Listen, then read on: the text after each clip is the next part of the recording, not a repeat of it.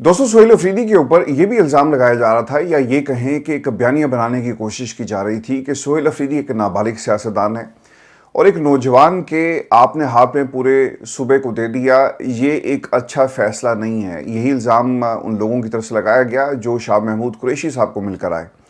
लेकिन सोहेल अफरीदी ने अब तक जितने भी फ़ैसले किए इसमें इमरान खान की मर्ज़ी शामिल है और काबीना के फ़ैसले, काबीना को बनाना, काबीना में किसको शामिल किया जाएगा, ये भी इमरान खान की मर्ज़ी के मुताबिक हुआ।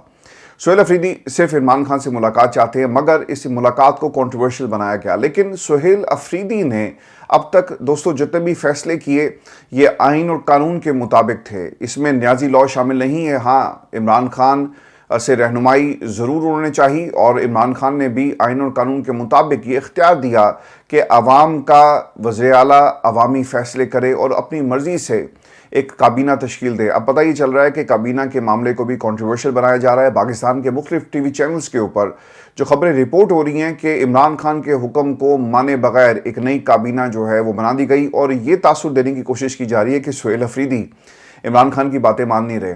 और हेडलाइन क्या थी कि इमरान खान की हिदायत को नज़रअंदाज करते हुए एक नई काबीना तश्कील दे दी गई और ये भी बताया गया कि सिंगल फिगर रखने के हवाले से खान साहब ने कहा था, देखिए एक छोटी काबीना चाहे 9 लोगों की हो चाहे 13 लोगों की, और जो इसमें इल्ज़ाम है कि शहराम तरकई और फिर असद कैसर के एक भाई हैं, फिर कुछ और लोग हैं जिनको इमरान खान ने कहा कि आपने शामिल नहीं करना।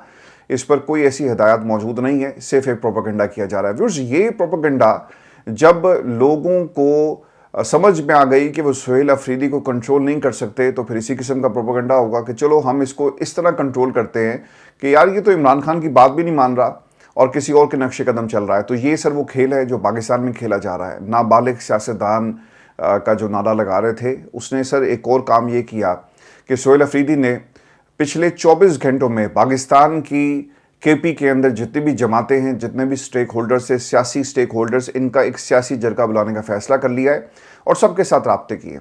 अगर एक नाबालिग सियासतदान होता तो वो कहता ना कि जनाब आज के बाद उन तमाम लोगों से हम बात नहीं करेंगे। सियासत के अंदर रास्ते खोले जाते हैं और सोहेल अफरीदी बखूबी इस चीज़ को समझते हैं और उन्होंने फजल रहमान साहब को टेलीफोन किया। उन्होंने वज़ीर आला बनने पर मौलाना फजल रहमान की तरफ से जो उनकी तारीफ़ भी की गई, उनको मुबारकबाद भी दी गई और फिर जो अल्फाज थे ज़रा गौर कीजिएगा। मौलाना ने कहा कि आप PTI के ही नहीं पूरे सूबे के वज़ीर आला हैं। फजल रहमान ने कहा कि अमन और अमान जरगे में शिरकत और सूबाई मामला पर ताउन की यकीन दहानी करा दी, क्योंकि अब ये कर ही रही हैं कि तमाम सियासी जमातों को एक प्लेटफॉर्म पर इकट्ठा करके सूबे के अंदर जो अमन व अमान की सूरत हाल है इस पर बातचीत होगी। अगर आप शाहिद अफरीदी को बुलाकर, अगर आप कोर कमांडर से प्रेस मुलाकात का पैगाम भिजवा कर और फिर DGI SPR से प्रेस कॉन्फ्रेंस करवा कर और वज़ीर आज़म से आप चित्राल के अंदर उनकी मौजूदगी को जाहिर करके सोहेल अफरीदी की हुकूमत को कमज़ोर करने की कोशिश कर सकते हैं और एक अलग से इत्तेहाद बना सकते हैं, तो सर फिर ये भी करेंगे।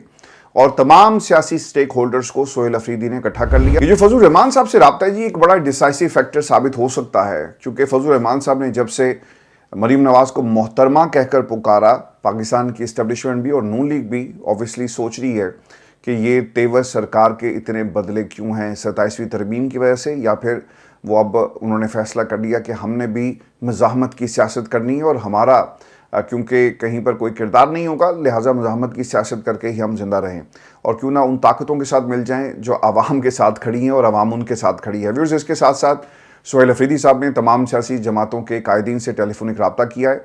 वज़ीर आला मोहम्मद सोहेल अफरीदी ने ML वली खान, सिराजुल हक, अमीर मकाम, आफ्ताब शेरपा और मोहम्मद अली पाशा, मोहम्मद अली शाह बाचा से रब्ता किया और तमाम कायदीन से सूबे की मजमूई अमन व अमान की सूरत हाल पर तबादला ख्याल किया। जिन लोगों के नाम आ रहे थे जिसमें शेरपाओ साहब हैं, आफ्ताब शेरपाओ, तो ये सोहेल अफरीदी साहब ने पहले ही उनसे रब्ता कर लिया और सियासी जरगा बुलाने का एक इशारा दिया है जिसमें सूबे के हवाले से फ़ैसले होंगे। देखें, जहाँ पर जो स्टेक होल्डर्स हैं, जब तक आप उनको एक मेज़ पर नहीं बिठाएंगे ये मामलात कभी भी हल नहीं होंगे।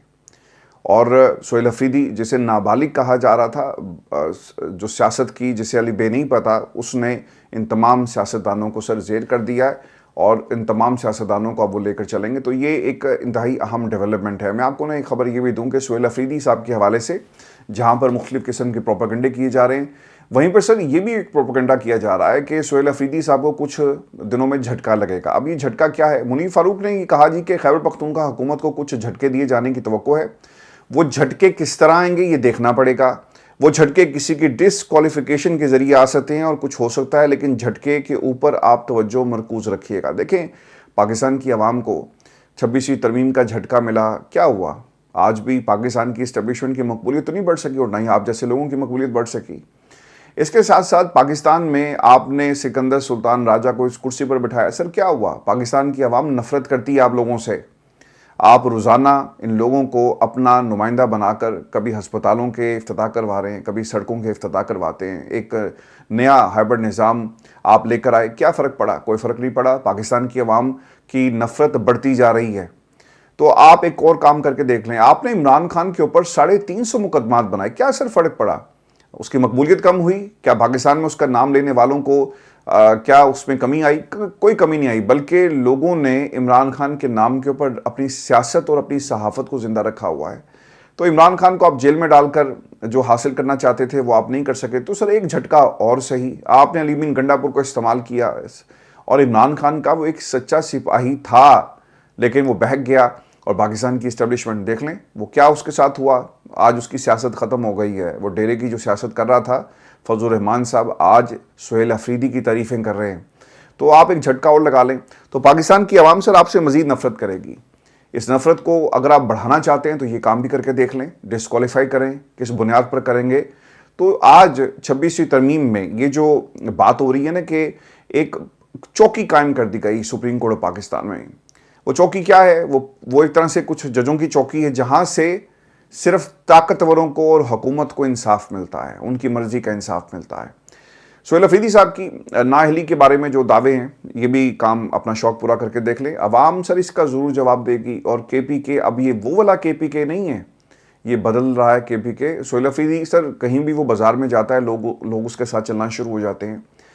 और कहीं भी वो दुकान पे बैठकर लोगों के साथ जो अवामी अदालत लगा लेता है। लोगों के दरमियान में से जब लोग आते हैं ना सर, तो फिर मंजर इसी किस्म का होता है।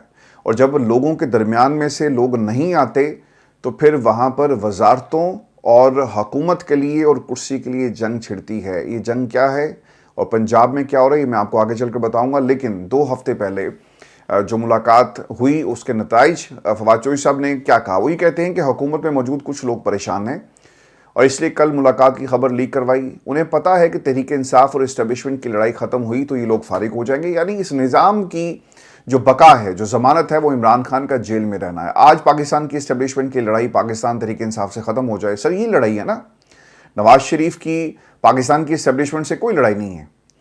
मरीम नवाज की पाकिस्तान की इस्टेब्लिशमेंट से कोई लड़ाई हो ही नहीं सकती।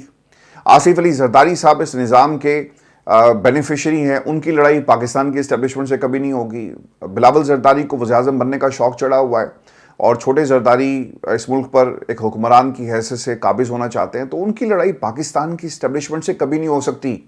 इनको मालूम है कि रास्ता यहीं से निकलेगा और इस रास्ते को और इस दरवाज़े को और यहाँ से जो फैज़ इनको मिलता रहा है और जो मिलने आने वाले दिनों में मिलेगा, उनको मालूम है कि हमने इसी दर से अपना जो हाथ है वो छुड़वाना नहीं बल्कि इसको ज़ोर से पकड़ के रखना है, क्योंकि हमें फैज़ यहीं से मिलेगा। आपने फैज़ हमीद के नाम पर फैज़ का जिक्र किया, आज वही फैज़ आपको भी मिल रहा है। तो क्या आप इस फैज़ को दस्तबरदार आप इस फैज़ से होंगे? कभी भी नहीं होंगे। तो लिहाजा इन्होंने पाकिस्तान की इस्टेब्लिशमेंट के ख़िलाफ़ कोई सर जुलूस नहीं निकालना, कोई नारे नहीं लगाने। मुल्क के अंदर जो पाकिस्तान तहरीक इंसाफ है, अगर आज इनकी लड़ाई यानी फील्ड मार्शल सैयद आसिम मुनीर साहब और इमरान खान की लड़ाई आज ख़त्म हो जाए तो सब कुछ जो है इनका जो निज़ाम जिस पे खड़ा है वो धड़म से नीचे गिर जाएगा। फवाद चौधरी साहब यही बात कर रहे हैं।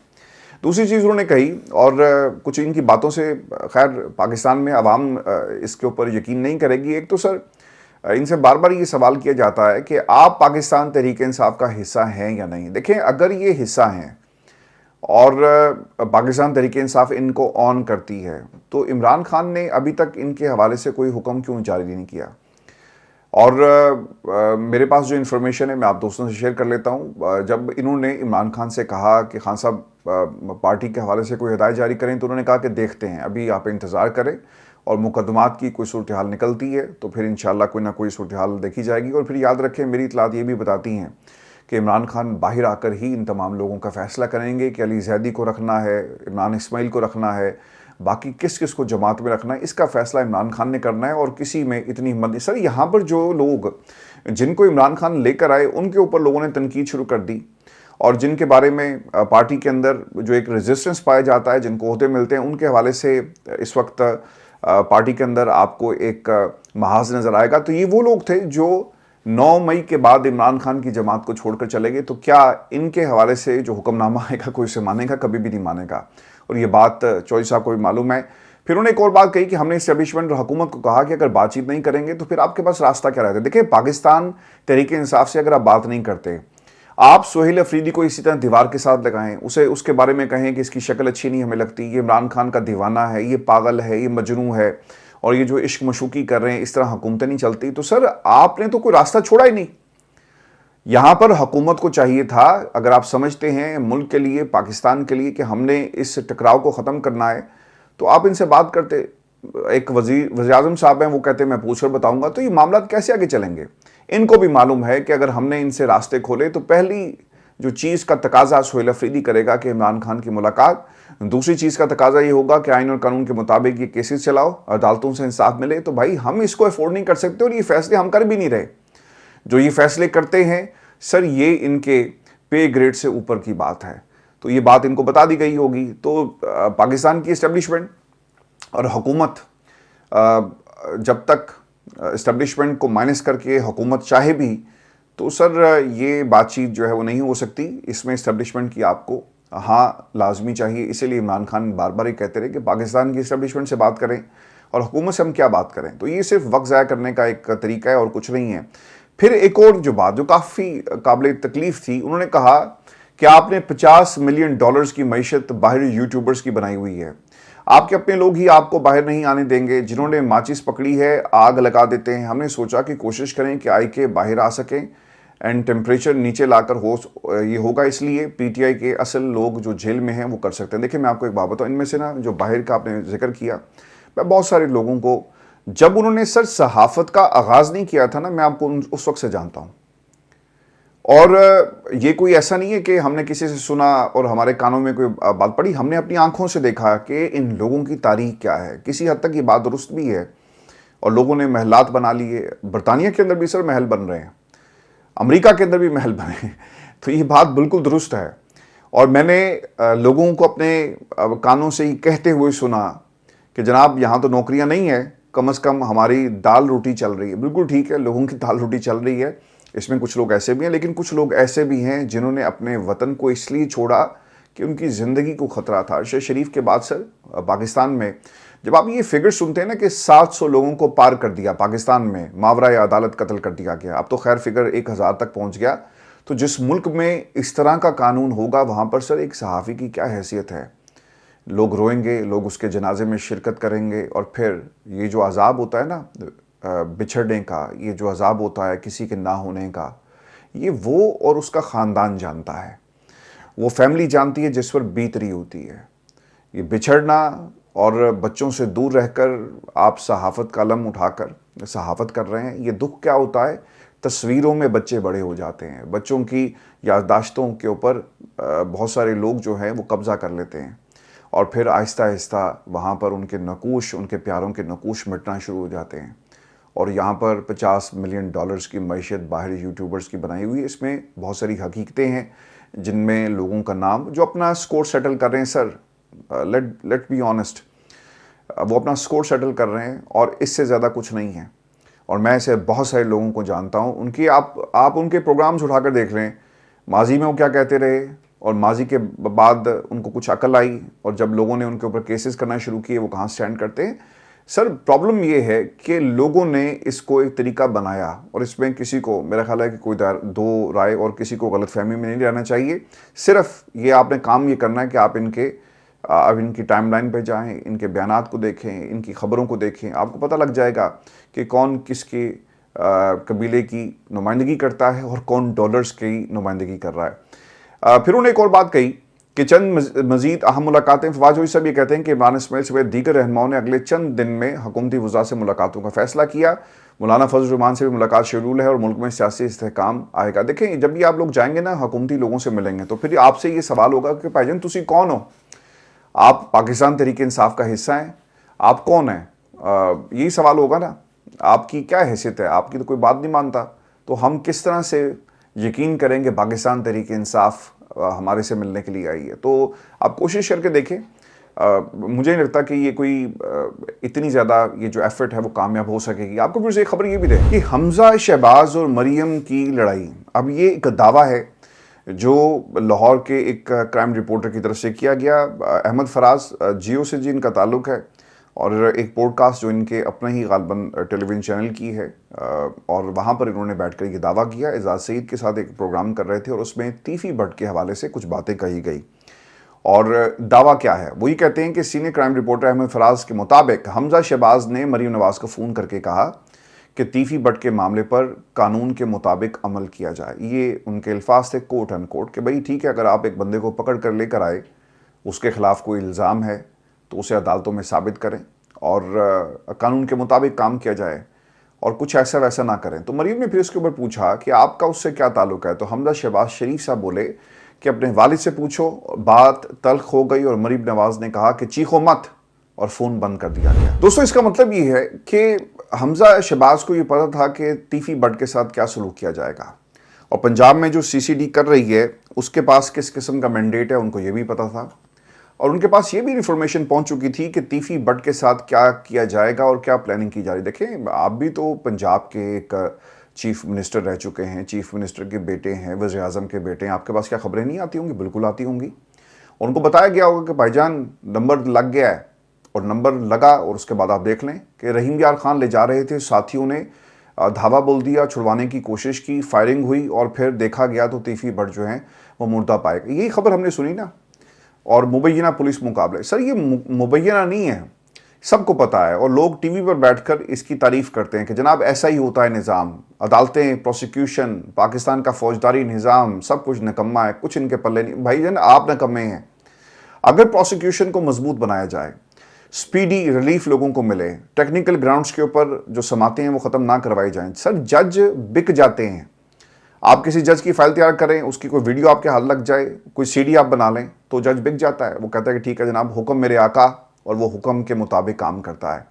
تو آپ نے اپنے نظام کو کبھی ٹھیک ہی نہیں کیا. لیکن جو دعویٰ ہے یہ بڑا خطرناک دعویٰ ہے، اور جو پنجاب حکومت ہے انہیں باقاعدہ کرائم رپورٹر احمد فراز صاحب سے انفارمیشن لینی چاہیے کہ کیا آپ کو یہ بات بتائی گئی، کس نے بتائی، کوئی ثبوت دیں، اور ایک دعویٰ ان کی طرف سے کیا جانا. اور پھر آپ نے ایک چارج شیٹ، اور چارج شیٹ کیا ہے کہ ہتھ ہولا رکھو. تو کیا ہمیں پتہ چل رہا ہے اس خبر سے کہ جناب یہ نمبر لگ گیا تھا اور پنجاب حکومت اس میں انوالو تھی؟ یہی احمد فراز صاحب بتانا چاہ رہے ہیں. پھر انہوں نے ایک اور بات کی، اور میں نے کچھ دن پہلے آپ سے کہا بھی تھا جب یہ ماورائے عدالت قتل شروع ہوئے تو آپ کو یاد ہوگا میں نے کہا تھا کہ آپ یہ آج جو کام کر رہے ہیں نا سر، یہ آپ کو بھگتنا پڑے گا، اور آپ لوگوں کے خلاف بھی ایک چارج شیٹ تیار ہو رہی ہے. یار 700 بندے ان کے چچا حضور کے ٹائم کا ایک ریکارڈ ہے، لوگوں کو ماورائے عدالت قتل کیا گیا. احمد فراز کے پاس نمبرز ہیں نا، کرائم رپورٹر ہے، اسے پتا ہے کہ کتنے مبینہ جو پولیس مقابلے ہوئے اور اس میں کتنے لوگوں کو پار کیا گیا. ٹھیک ہے. اور پھر مریم نواز کے دور میں صرف 6 ماہ میں 1000 سے زائد ملزمان کو پولیس مقابلوں میں ہلاک کر دیا گیا. یہ بھی نمبر آ رہا ہے. تو کل کو آپ کے ساتھ کیا ہوگا کہ یہی کیسز 302 میں کنورٹ ہو سکتے ہیں. پھر آپ کیا کریں گے؟ یہاں پر سائیکل چوری کا، یہاں پر بھٹو کے ساتھ کیا ہوا؟ یہی کہا گیا تھا نا کہ جناب یہ ان کے کہنے پر مشورہ دینے والوں میں تھے، اسی طرح تھا نا. تو کیا یہ 302 کے مقدمات نہیں بنے گے؟ یہ فیملیز جو ہیں، تیفی بٹ کی فیملی، باقی لوگ کیا بھول جائیں گے کہ ہمارے باپ کو جو ہے وہ کس سے مروایا، ہمارے چاچا کو کس سے مروایا، ہمارے تایا کو کس سے مروایا، ہمارے خاندان کے ایک فرد کو کس سے ختم کیا گیا؟ ان کو پتہ ہوتا ہے. اور یہ خطرناک کام ہوا. یہ جو سکریننگ ہو رہی ہے، یہ تحریک لبیک پاکستان کے ساتھ جو کچھ ہوا، اور جن لوگوں نے بھی یہ کروایا، لیکن فیس تو سر آپ کا تھا نا.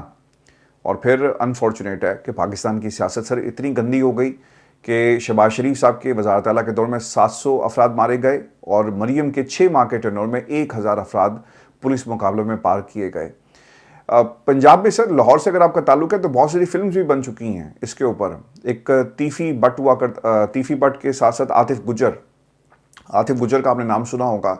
तो उसके बारे में भी बताया जाता है कि उसका ताल्लुक जो है वो पाकिस्तान की पॉलिटिकल पार्टीज़ के साथ थे, और वो ताल्लुक लोगों ने खूब निभाया और बाद में निभाते निभाते उसको पार कर दिया। तो ये सर लाहौर की पंजाब की कहानी है। अनफॉर्चुनेट है कि हमारे सूबे के साथ क्या कुछ हो रहा है। और आपको ये भी खबर दें कि नए सूबे बनाने की बात हो रही है, और अलीम खान ने जी एक पोस्ट की जिसमें वो ये कहते हैं कि पाकिस्तान की तेज़ी से बढ़ती हुई आबादी के पेश नज़र अब हमें इसे वुसअत देना पड़ेगी, और इंतज़ामी ज़रूरियात इस अमर का तकाजा करती हैं कि नए सूबे का क़याम अब महज एक तजवीज़ नहीं बल्कि एक नागुज़ीर कौमी ज़रूरत है। वक्त आ गया कि मौजूदा 4 सूबों पंजाब, सिंध, खैबर पख्तूनख्वा, बलूचिस्तान को इंतज़ामी तौर पर 3-3 हिस्सों में तकसीम कर दिया जाए। शिमाल, जनूबी, मरकज़ इस तरह का कोई वो ऑप्शन लेकर आएँ, जबकि इनकी सूबाई शनाख्त को बरकरार रखा जाएगा। ये इंतज़ामी तंजीमें नौ आवाम तक हुक्मरानी को करीब लाएगी, सरकारी खदमात की फराहमी को मौसर बनाएगी, और चीफ सेक्रेटरीज, IGs और हाई कोर्ट्स को काबिल इंतज़ाम दायरा कार में बेहतर इंतज़ाम से काम करने के काबिल बनाया जाएगा। दहाइयों से नए सूबों पर बहस सियासत और नारों तक महदूद रही। अब वक्त आ गया कि संजीदा मुशावरत पर मबनी इक़दाम किए जाएँ ताकि इस तसव्वुर को हकीकत का रूप दिया जा सके। नए सूबे पाकिस्तान की तकसीम नहीं करेंगे बल्कि कौमी वहदत को मजबूत करेंगे, मईशत के बेहतर इंतज़ाम का रास्ता खोलेंगे और मुतवाज़न इलाकाई तरक्की के ज़रिए इस्तेहकाम को फ़रोग़ दिया जाएगा। इससे पहले आमिर महमूद साहब ये कर चुके हैं, उनसे पहले उनके MD दुनिया TV नवीद काशिफ साहब ये कर चुके हैं, पेपर्स पढ़ते रहे कॉन्फ्रेंसेस के अंदर, फिर मियाँ साहब पढ़ते रहे, फिर अलीम खान साहब भी आ गए। और अब देखना ही होगा कि पाकिस्तान पीपल्स पार्टी को क्या ये लोग मनाने में कामयाब होंगे, या मुल्क के अंदर अब एक नया बहरान जो है वो सर उठा रहा है। देखिए, मैं आपको ना एक चीज़ ये भी बताऊंगा, 27वीं तरमीम के हवाले से ना पीर का दिन जो है वो बताया जाता है कि अहम है, कोई तरमीम लेकर आ रहे हैं। दूसरी तरफ इसे नथी किया जा रहा है पीपल्स पार्टी को मनाने के साथ आपकी ये जो कश्मीर की गवर्नमेंट है देकर, और वहाँ पर 4 दिन के लिए चीज़ों को रोक लिया गया है। नाम इन्होंने अनाउंस किया या जो भी इनकी प्लानिंग थी, फॉरवर्ड ब्लॉक और मुलाकातें सब कुछ हो रही हैं। 2 चीज़ें हैं, एक तो ये देखना चाह रहे हैं कि 27वीं तरमीम आती है तो हमारे से क्या डिमांड करेंगे, नंबर 1, और दूसरी तरफ अगर हमें ये जो लॉलीपॉप कश्मीर की गवर्नमेंट का 8 महीने की सरकार का दिया जा रहा है, जनाब नई तरमीम के अंदर तो 6 माह आप रखने जा रहे हैं, तो क्या 8 महीने की सरकार देकर आप अपनी जो रोज़ी रोटी है वो ख़त्म करेंगे, यानी सूबे, 18वीं तरमीम और बाकी मामला, तो क्या पाकिस्तान पीपल्स पार्टी इनका साथ देगी? सर इसके ऊपर इस वक्त जो है वो काम हो रहा है।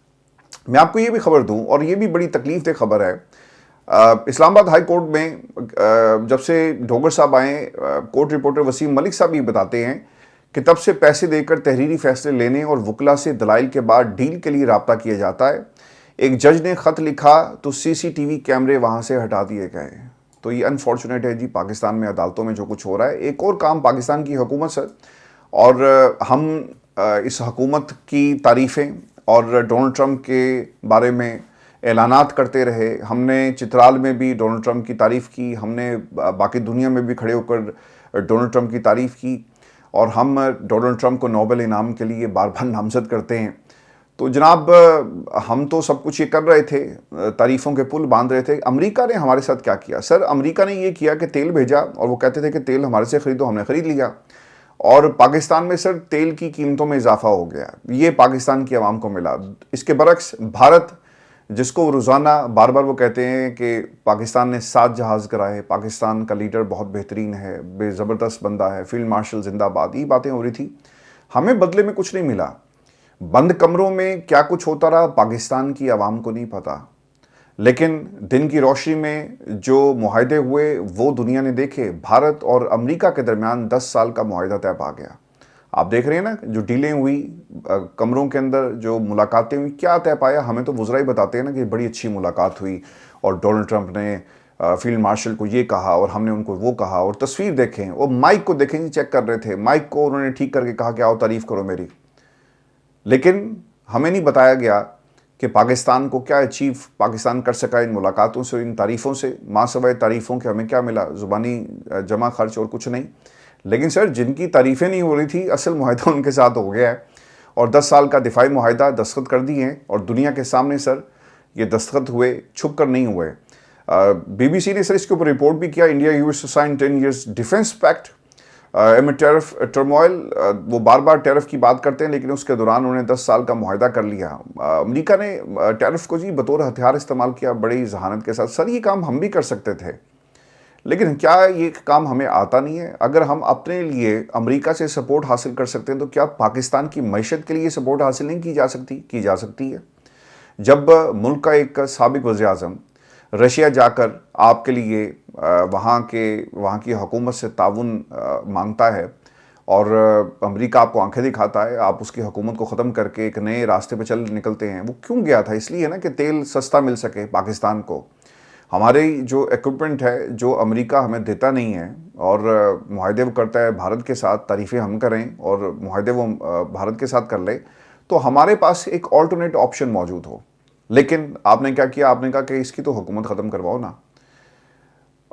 ایک بی بی سی کی سٹوری کو آپ پڑھیں اور پھر اس کے اندر جو ڈپلومیسی کی جو چاپلوسی جو ہو رہی تھی، اور اس میں ہاؤس آف شریف اور زرداری صاحب کا خاندان اور پھر پاکستان کی اسٹیبلشمنٹ جو کچھ کر رہی تھی، آپ دیکھ لیں۔ ہمارا ملک سر وینٹیلیٹر پہ تھا، وینٹیلیٹر پر ہے، اور اگر ان کی یہی پالیسی رہی تو اسی طرح معاملات چلیں گے۔ ایک خبر اس حوالے سے پاکستان کا ایک ریئیکشن بھی اس کے اوپر آیا، اور پاکستان نے امریکہ اور بھارت کے درمیان ہونے والے دفاعی معاہدے کا نوٹس دیا۔ خطے پر امریکہ بھارت دفاعی معاہدے کے اثرات کا جائزہ لے رہے ہیں۔ ترجمان دفتر خارجہ طاہر اندرابی: امریکہ بھارت اور معاہدے میں معلومات کے تبادلے، ٹیکنالوجی شراکت داری اور دفاعی صنعت میں اشتراک شامل ہے۔ یہ بات انہوں نے کہی ہے۔ لیٹس سی کہ سر کیا ہوتا ہے۔ یہ پاکستان کا ریئیکشن آ گیا۔ پاکستان نے سر کیا ریئیکشن دینا ہے؟ جو ہم اپنے حقوق کی بات نہیں کر سکتے، ہماری عوام کو کیا مل رہا ہے؟ یہ تیل کی قیمتوں پر ذرا نظر ڈالیں۔ پیٹرول کی قیمت فی لیٹر قیمت میں 2 روپے 43 پیسے، ڈیزل 3 روپے 2 پیسے فی لیٹر مہنگا کیا گیا۔ پیٹرول کی نئی قیمت 265 روپے 45 پیسے فی لیٹر، ڈیزل کی نئی قیمت 278 روپے 44 پیسے فی لیٹر ہو گئی۔ تو یہ سر پاکستان کے امریکہ کے ساتھ، اور امریکہ نے جو تیل دیا اس کے بعد آپ اثرات دیکھ لیں۔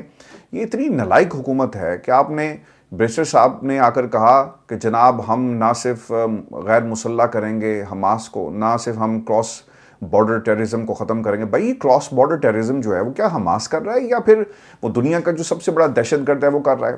پوچھیں۔ اور آپ کی حکومت کا ایک جو سیکریٹری، اب اس کی کیا حیثیت ہے یہ حکومت بتا سکتی ہے، اس کے بیان کی کیا حیثیت ہے؟ وہ آپ کی نمائندگی کر رہا تھا۔ اس نے کہا کہ نہیں جی ہم جا کر، ایک تو پیس اور یہ سعادت کی بات ہے، اور ہم وہاں پر کراس بارڈر ٹیررزم ختم کریں گے اور پھر حماس کو غیر مسلح کرنے میں اپنا کردار ادا کریں گے۔ تو اس کے اوپر استغفر اللہ کہا ہے خواجہ آصف صاحب نے، اور اس پہ انہوں نے اسے کہا جی کہ یہ گورنمنٹ کا جواب نہیں ہے، لیکن یہ دوسری طرف سے جواب۔ میں آپ کو نا کوئکلی ایک خبر یہ بھی دے دوں دوستو، یہ جو اشتہارات کی ایک مہم پنجاب کے بعد وفاق نے بھی شروع کر لی، اور آج جنگ اخبار کے فرنٹ اور بیک پیج پر نون لیگ کی وفاقی اور پنجاب حکومت کے اشتہارات ایسے لگائے گئے جیسے خزانے میں سارا پیسہ جو ہے وہ نون لیگ کا ہے اور یہ پاکستان کی عوام کا پیسہ نہیں۔ سر یہ پاکستان کی عوام کا پیسہ ہے جو آپ اپنی اشتہار بازی میں لگا رہے ہیں۔ ان کا یہ خیال ہے کہ آپ اس طرح سے کام کریں گے تو شاید آنے والے کل میں لوگوں کو یاد رہ جائے، لوگ آپ کو برا بھلا بھی کہہ رہے ہیں اور آپ کو گالیاں بھی نکال رہے ہیں، شاید آپ کو یہ سنائی نہیں دے رہی۔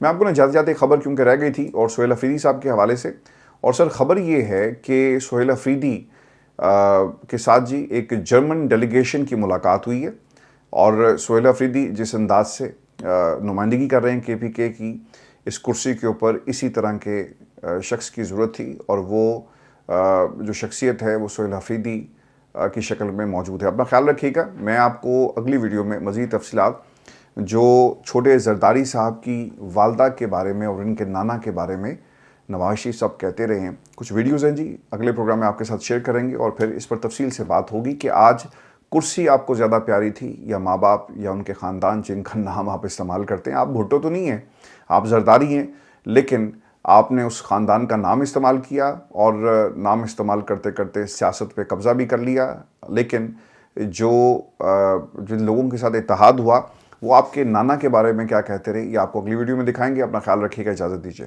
اللہ نے کے بعد۔